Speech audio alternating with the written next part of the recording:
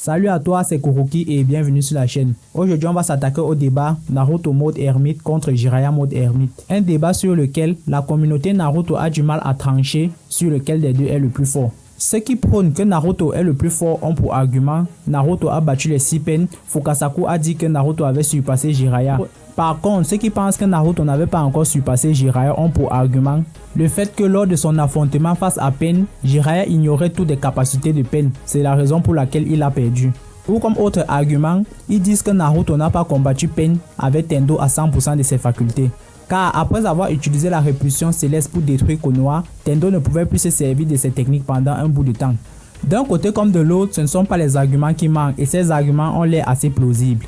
Et aujourd'hui, on va essayer de rechercher la vérité en faisant un petit combat fictif entre les deux pour voir lequel des deux pourrait véritablement s'en sortir lors d'un combat. Alors, comment on va s'organiser? On va subdiviser les combats en 3 rounds. Le premier sera Naruto de la partie 2, c'est-à-dire Naruto Shippuden, sans le mode ermite, et Naruto de la partie 2 également sans le mode ermite. Par contre, les facultés de Naruto seront restreintes entre l'arc de récupération de Gaara jusqu'au combat de Naruto contre Kyuubi.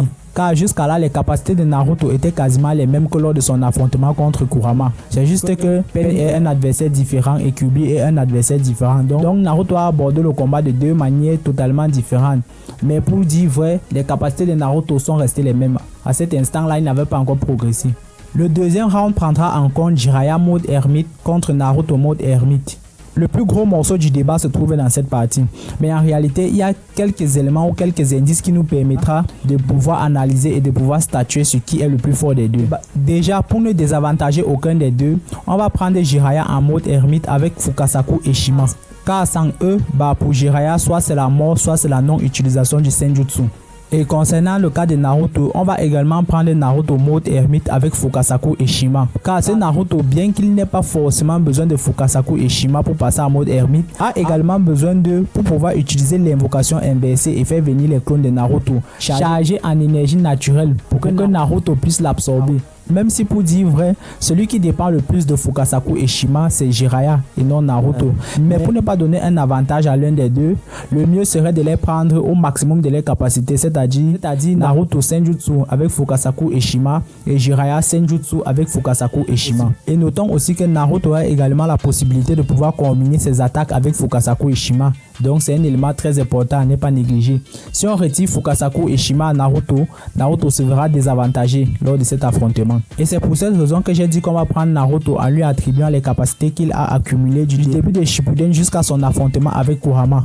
Car après son combat contre Kyuubi, Naruto n'a presque plus besoin de Fukasaku et Shima pour utiliser le mode ermite. Il le fait déjà tout seul. Bref, on va développer dans la vidéo. Et pour le troisième et dernier round, on va prendre Jiraiya en mode ermite contre Naruto de la 4e grande guerre ninja. Mais bref, on va passer aux différents rounds. Mais avant, on va parler des compétences de chacun. Bon, on va commencer par faire le point au niveau des statistiques. En ninjutsu, Naruto et Jiraiya ont des styles totalement différents. Jiraiya, qui a une gamme plus variée et un ninja extrêmement polyvalent en termes de ninjutsu, s'est entraîné pendant des années au Mont Myoboku avec Maître Fukasaku. Et lors de son entraînement, il a appris de nombreuses techniques telles que le gardien d'aiguille. Pour cette technique, Jiraiya utilise ses cheveux qu'il transforme en armes offensives ou défensives selon le besoin. Et Jiraiya a également la possibilité de donner la forme d'un lion à ses cheveux. Le Rasengan. Jiraiya utilise principalement son Rasengan pour précipiter la fin du combat, après avoir préparé le terrain en utilisant le marécage de l'herbe pour immobiliser son adversaire, ou encore après avoir utilisé le gardien d'aiguille pour se créer une ouverture. Au niveau des invocations, Jiraiya est un spécialiste en la matière. Il est capable d'invoquer une très grande variété de crapauds du Mont Myoboku. Mais ceux qu'il utilise le plus en combat sont Gamaken et Gamabunta. Et petite parenthèse, il faut également qu'on précise que les invocations sont des techniques qui consomment énormément de chakras. En duo avec Gamabunta, Bunta, Jiraiya a également la possibilité de pouvoir utiliser la technique embrasement de l'huile. Bunta émet une très grande quantité d'huile et Jiraiya utilise sa technique Katon pour enflammer l'huile. Cette technique est extrêmement dangereuse puisqu'elle a totalement brûlé la mue de Manda, le serpent d'Orochimaru. La technique estomac du crapaud de Jiraiya lui permet de facilement capturer ses adversaires puisqu'il est presque impossible de s'en échapper. À ce jour, les seuls à avoir réussi à s'échapper de cette technique sont Itachi et Kisame. Et toujours grâce à l'estomac du crapaud, Jiraiya peut directement téléporter son adversaire dans le suc digestif du grand crapaud pour être digéré.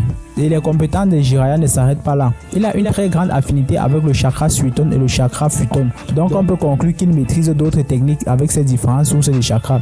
Jiraiya est également capable d'utiliser une technique d'ombre pour se camoufler. Il utilise principalement cette technique lors des espionnages. Dans le deuxième databook, Jiraiya est noté à 5 sur 5 en ninjutsu. Pour ce qui est des capacités en ninjutsu de Naruto, dans le deuxième databook, Naruto obtient une note de 3 en ninjutsu, car sa technique principale est le multiclonage. Puisque la quantité de chakras que Naruto possède est démentielle, il utilise principalement ses clones pour faire diversion. Naruto a également la possibilité de créer jusqu'à 100 clones. Après avoir utilisé sa technique de multiclonage pour créer des ouvertures, Naruto précipite le combat en utilisant sa technique Orbe tourbillonnant. Et quelques chapitres plus tard, Naruto complète la technique Rasengan et crée le Rasen Shuriken. Mais à ce stade du manga, il est dans l'incapacité de pouvoir utiliser cette technique à distance et est obligé de se rapprocher de son adversaire. Ce qui met directement Naruto en danger, car lui-même subit le contre-coup de sa technique. Naruto a également la possibilité de pouvoir invoquer des crapauds, mais il ne combine pas assez avec ces crapauds comme peut le faire Jiraiya. Naruto peut également utiliser le chakra de Kurama, mais il reste limité à maximum 2 queues. Car au-delà de ça, Naruto perd le contrôle et c'est Kurama qui prend le dessus sur lui. Et nous sommes là pour un combat Naruto vs Jiraiya et non Naruto vs Kyuubi. Passons au taijutsu. En ce qui concerne le taijutsu, là c'est encore plus grave. Dans le deuxième databook, Naruto a une note de 2 sur 5 en taijutsu.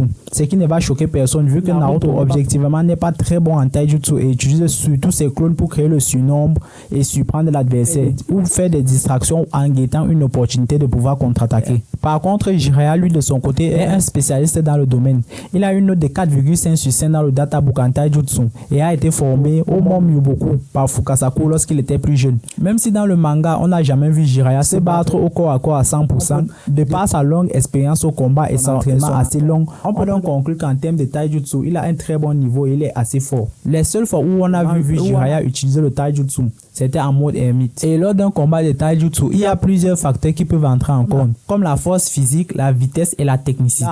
Et justement, dans ce domaine, le databook attribue encore à Jiraiya une note de 4,5 sur 5 en force et 4,5 sur 5 en vitesse. Là où Naruto, lui, de son côté, a un 3,5 sur 5 en force et 3,5 sur 5 en vitesse. Déjà pour la partie ninjutsu et la partie taijutsu, les 2 points reviennent à Jiraiya. En genjutsu, on va pas s'attarder là-dessus car les deux sont extrêmement nuls dans ce domaine. En intelligence, Naruto et Jiraiya ne sont pas ce qu'on peut appeler les génies, mais Jiraiya a une note de 4,5 sur 5 en intelligence. Cela est simplement dû au fait qu'il a une très longue expérience du combat, c'est tout. Et concernant Naruto en intelligence, il a une note de 1,5 sur 5. Pour ce qui est des techniques de Fujutsu et également de l'endurance, Jiraiya l'emporte haut la main face à Naruto. Donc pour ce qui est du premier round, la victoire revient très largement à Jiraiya. Je ne vois même pas comment Naruto peut espérer même le match nul. Naruto n'a aucune chance d'arriver à rivaliser avec Jiraiya étant en mode normal. Lors d'un combat, si Naruto utilise le multiclonage, Jiraiya a 2 choix. Il peut utiliser le marécage des limbes pour immobiliser tous les clones de Naruto et les faire disparaître. Il a également la possibilité de pouvoir utiliser le gardien d'aiguille, technique extrêmement rapide à courte ou à longue portée qui peut aussi jouer un rôle défensif. Jiraiya a également la possibilité de pouvoir combiner avec Bunta pour utiliser la technique embrasement de l'huile pour pulvériser tous les clones de Naruto.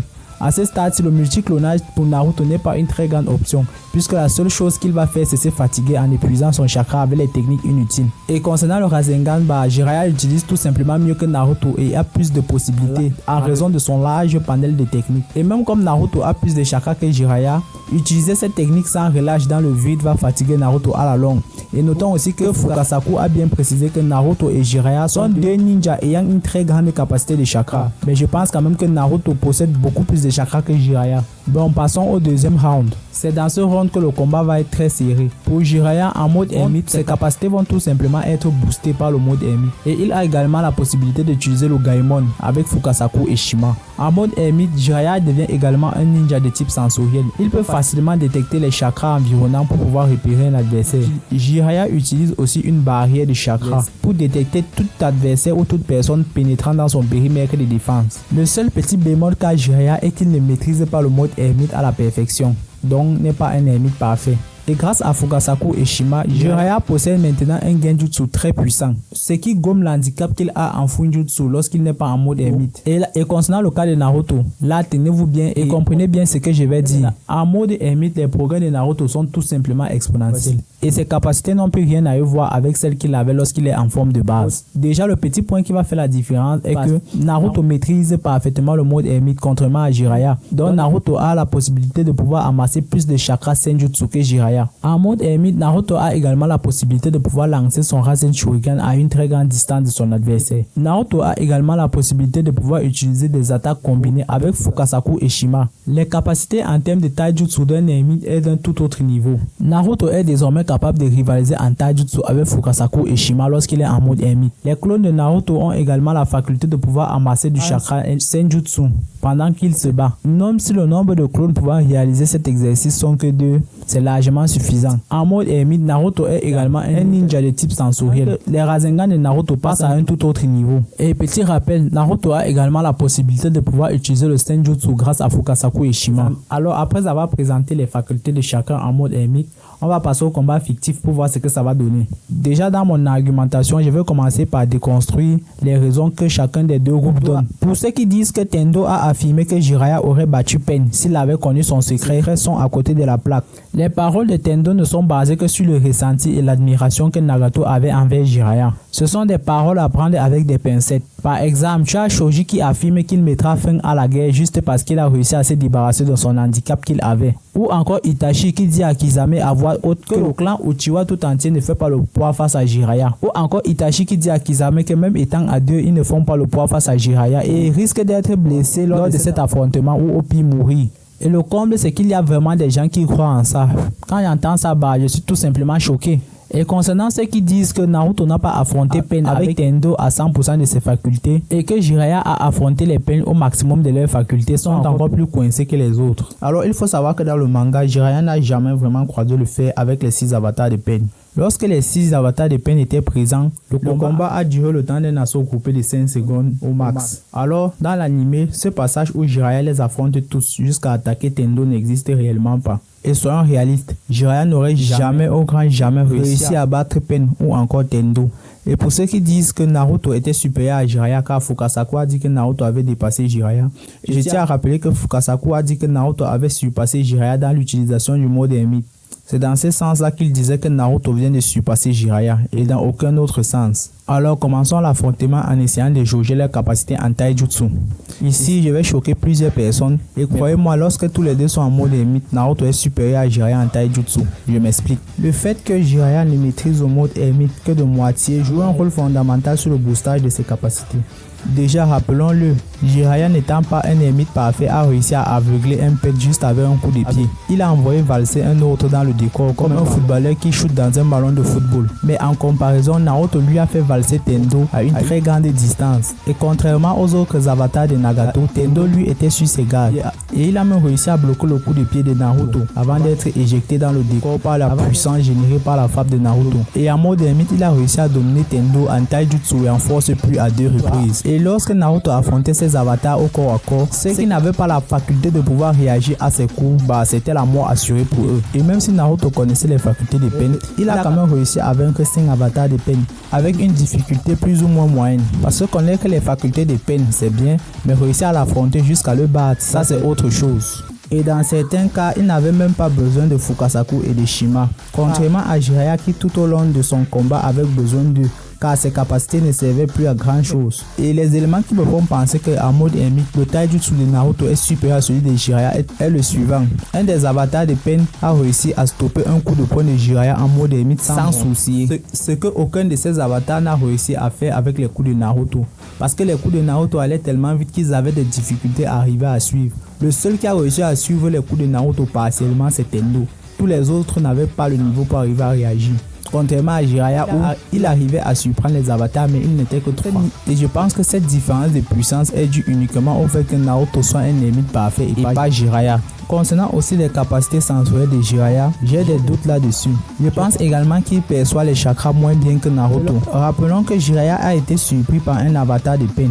C'est vrai que Jiraiya pensait avoir fini le combat donc il avait baissé sa garde, mais ça n'explique pas tout. En mode ermite, il est censé percevoir la moindre présence de chakras, alors se faire surprendre même si tu as baissé ta garde, c'est un peu trop stupide. Vu la sensibilité que offre le mode ermite, ce genre d'action n'aurait jamais dû se produire. Je dis cela parce que Naruto de son côté, étant situé sur l'île tortue de Kumo, a réussi à percevoir les chakras et les ressentis des ninjas qui se trouvaient au champ de bataille. Et cela malgré la distance. Et déjà, on ne va pas se mentir. S'il y a affrontement entre les deux, les techniques de Jiraiya ont moins de chances de fonctionner sur Naruto et sont moins puissantes que celles de Naruto. En mode ermite, Naruto a poussé l'utilisation de son Rasengan à un tout autre niveau. Il est vrai qu'en mode ermite, Jiraiya peut utiliser la méga orbe tourbillonnante, mais Naruto peut en faire de même et même mieux que lui. Naruto a réussi à submerger Kurama grâce à ses clones et à son Rasengan géant. L'attaque la plus rapide de Jiraiya, c'est sa technique Senpo pour la crinière au milieu de lui. Mais cette technique n'est pas si dévastatrice que ça. Et s'il faut parler de vitesse, je pense que le Rasen Shuriken de Naruto est bien plus rapide que cette technique. J'en veux pour argument que le Rasen Shuriken de Naruto a réussi à surprendre l'un des avatars de Pain, alors que la crinière au milieu de lui de Jiraiya n'a réussi à surprendre personne. Et en mode Senjutsu, les deux ont désormais la faculté de pouvoir utiliser le Genjutsu. Seul petit bémol est que Jiraiya n'aurait pas le temps de réussir à lancer ce Genjutsu. Car Naruto peut utiliser plusieurs attaques pour empêcher les crapauds d'exécuter la technique jusqu'à la fin. Car rappelons-le, cette technique prend beaucoup de temps de préparation. Et avec un adversaire comme Naruto qui possède des attaques longue portée très dévastatrices, ça risque de ne pas le faire. Parce qu'il suffit juste que Naruto utilise un des Rasen Shuriken et peut facilement déstabiliser Jiraiya. Et lorsque Jiraiya sera en train d'esquiver, un autre clone de Naruto en mode ermite pourra cueillir Jiraiya avec un simple orbe tourbillonnant. Mode ermite ou pas, là ça va être compliqué parce qu'en face de toi, tu as aussi un autre utilisateur du mode ermite. Alors vos deux réflexes sont déjà boostés, mais l'un est encore meilleur que toi en mode ermite. Alors esquiver un Rasen Shuriken de Naruto et penser pouvoir échapper à l'un de ses clones, c'est vraiment compliqué.